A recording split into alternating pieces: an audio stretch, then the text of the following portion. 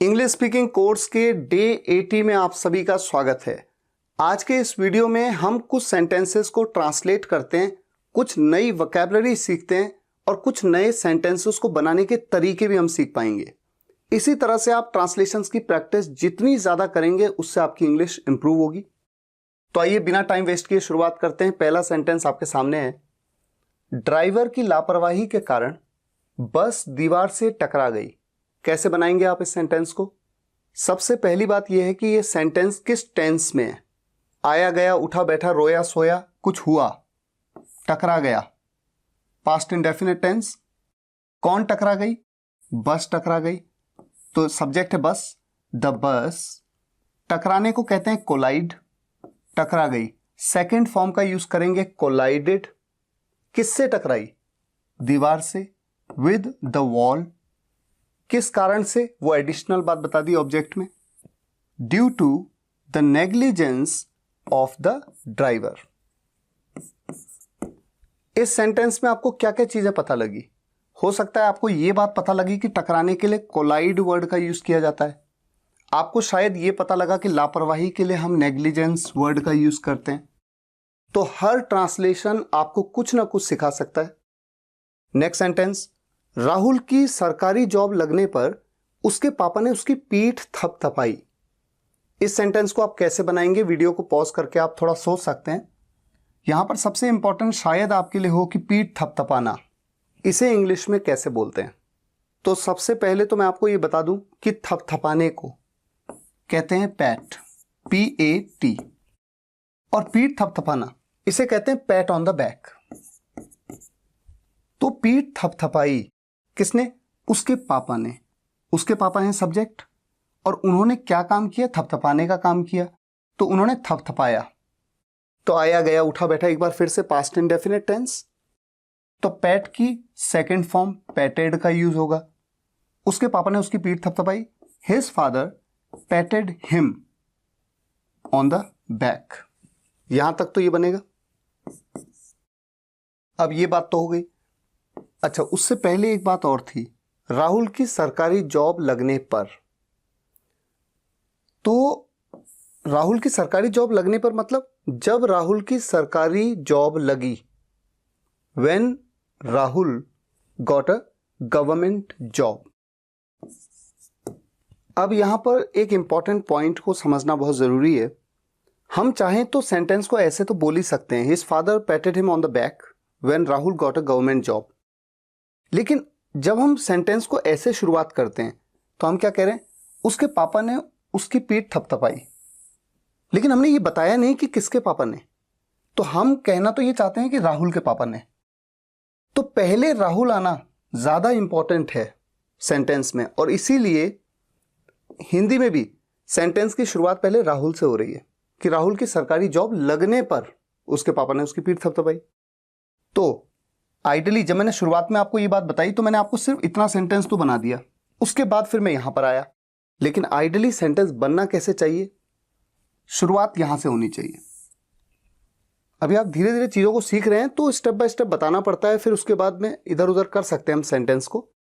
Ideally sentence शुरू होना चाहिए व्हेन से। कैसे? When Rahul got a government job, जब राहुल की गवर्नमेंट जॉब लगी। अब उसके बाद क्या हुआ? His father patted him on the back.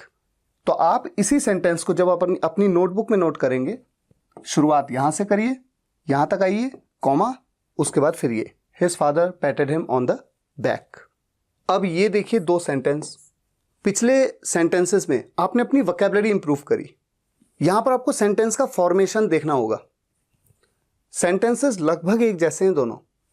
जिसने तुम्हें जाने दिया वो मेरा दोस्त था, जिन्होंने तुम्हें जाने दिया वो मेरे दोस्त थे। यहां पर एक से ज्यादा थे, यहां पर केवल एक था।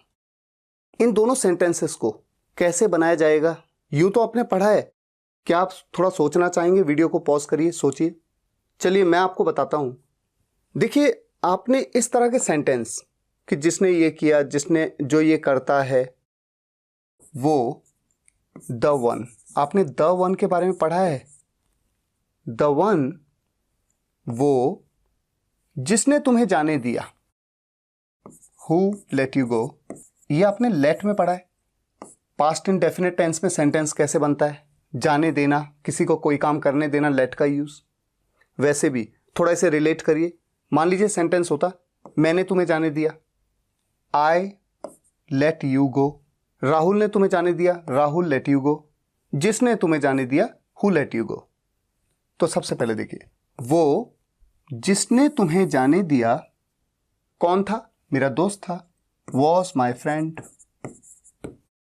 बन गया आपका सेंटेंस। अब यही सेंटेंस जब दोस्त एक से ज्यादा है, वो के लिए अब द वन नहीं यूज होगा, एक से ज्यादा है ना वो, द वंस। ये हो गया इसका प्लूरल, कॉमा। अच्छा, यहां पर भी थोड़ा सेंटेंस में लिखते वक्त कॉमा का ध्यान रखना है, बोलते वक्त तो पता ही नहीं चलेगा। द वंस, वो जिन्होंने तुम्हें जाने दिया। अब जिसने तुम्हें जाने दिया चाहे जिन्होंने तुम्हें जाने दिया, एक हो एक से ज्यादा हो, उससे फर्क तो पड़ता नहीं है। पास्ट एंड डेफिनेट टेंस में तो सेकंड फॉर्म ही लगती है, हु लेट यू गो। लेकिन उसके बाद फर्क क्या आ जाएगा? मेरे दोस्त थे, वर माई फ्रेंड्स। तो दोनों ही सेंटेंसेस देखिए कितने इंटरेस्टिंग बने। यहां पर कोई एक था तो द वन, एक से ज्यादा थे द वंस, वॉज वर। ये फर्क आ गया। एक तरीका और होता है सेंटेंस को बनाने का। ऐसे केसेस में द वन को रिप्लेस कर दो दैट से। ये बहुत इंटरेस्टिंग है। दैट, वो जिसने तुम्हें जाने दिया, who let you go was my friend. और इसी तरह से कोई एक है वो तो दैट, और एक से ज्यादा है तो द वंस की जगह पे those. Those who let you go were my friends. तो आपने देखा कितने इंटरेस्टिंग दो तरीके दोनों सेंटेंसेस के थे। ठीक है, जिसने तुम्हें जाने दिया वो मेरा दोस्त था, the one who let you go was my friend, या फिर that who let you go was my friend. और जिन्होंने तुम्हें जाने दिया वो मेरे दोस्त थे, the ones who let you go were my friends, या फिर those who let you go were my friends. बगीचे में एक सुंदर गुलाब खिला हुआ है। गुलाब यानी कि रोज, बगीचा यानी कि गार्डन, खिला हुआ है। खिला हुआ क्या बोलें खिले हुए को? जैसे खड़े हुआ है कोई तो स्टैंडिंग, बैठा हुआ है तो सिटिंग, खिला हुआ है तो blooming. A beautiful rose is blooming in the garden. तो यहां पर आपने क्या सीखा? एक नया वर्ड, फूल का खिला हुआ होना, ब्लूम। बन गया आपका पूरा sentence, a beautiful rose is blooming in the garden. Next, pack करने से पहले इस सामान को कागज से लपेटा जाता है। पैक करने से पहले, सिंपल, बिफोर पैकिंग। इस सामान को कागज से लपेटा जाता है किसी के द्वारा। कोई है ना जो लपेटता है, तो पैसिव वॉइस का सेंटेंस है ये।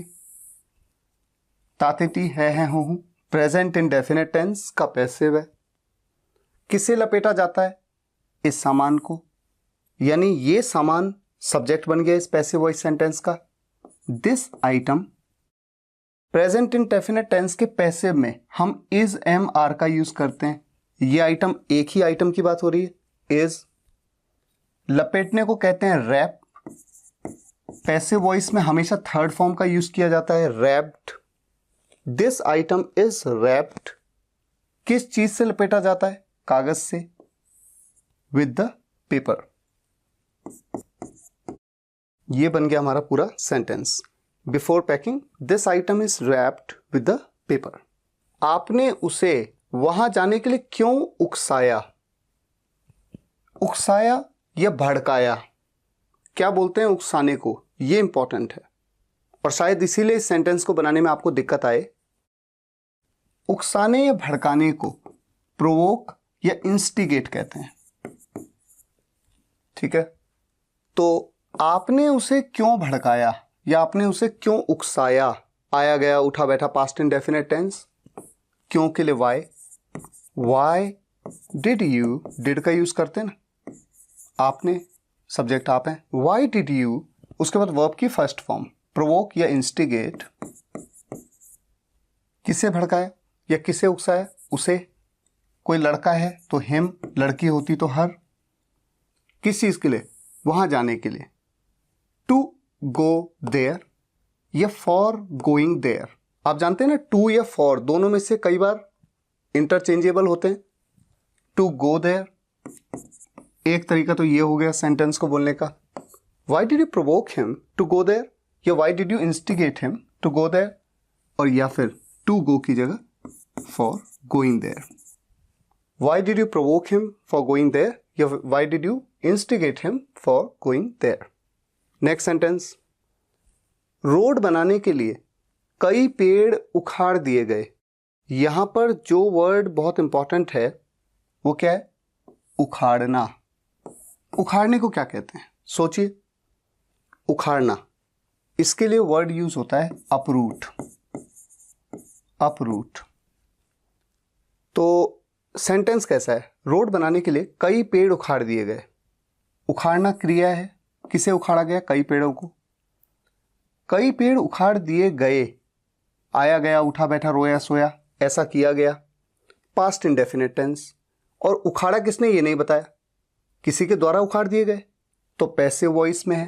पास्ट इंडेफिनिट टेंस का पैसिव। मैनी ट्रीज, और पास्ट इंडेफिनिट टेंस के पैसिव में हम किसका यूज करते हैं? वॉज या वर का। एक से ज्यादा पेड़ हैं, वर।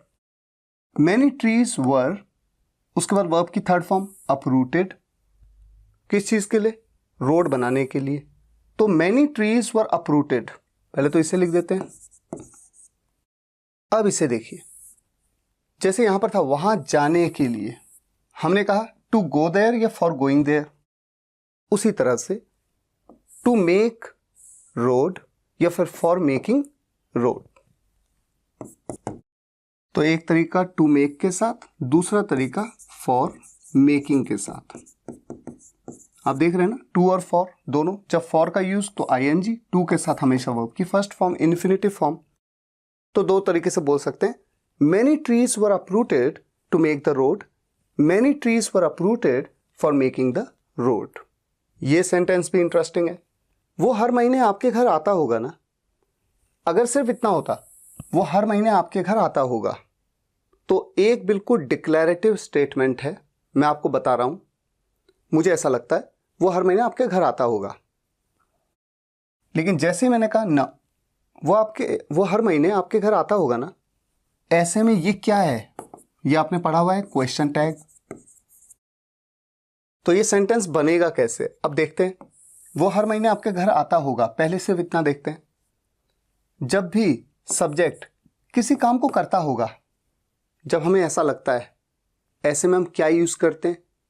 वुड बी, और उसके बाद जो भी वर्ब है आना, उसके ING form. Would be coming, he would be coming कहां? टू योर हाउस, हर महीने, एवरी मंथ। लेकिन उसके बाद कॉमा लगा के लिखते वक्त, बोलते वक्त थोड़ा सा पॉज देते हुए, ये जो क्वेश्चन टैग आ जाता है सेंटेंस में, उसके लिए हम क्या करते हैं? हमने ये पढ़ा हुआ है, जो भी ऑक्सिलरी वर्ब है, अगर यहां पर सेंटेंस पॉजिटिव है तो इसका नेगेटिव कॉन्ट्रैक्शन के साथ, वुडंट ही।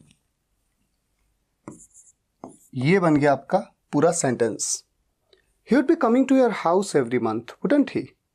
ऐसे बोला जाता है, वुडंट ही, है ना। और दूसरी बात यह है कि जब हम ये सेंटेंस किसी को बोल रहे हैं, अगर हम काफी श्योरिटी के साथ बोल रहे हैं, जैसे कि मुझे तो ऐसा पक्का लगता है कि वो हर महीने आपके घर आता होगा, तो मैं एक कॉन्फर्मेशन आपसे ले रहा हूं, वो हर महीने आपके घर आता होगा ना, तो थोड़ा सा कंफर्म हूं मैं, श्योर हूं मैं। ऐसे में मैंने आपको बताया हुआ है, वुड की जगह पर मस्ट का यूज करना ज्यादा कॉमन है बोलते वक्त कॉन्वर्सेशंस में।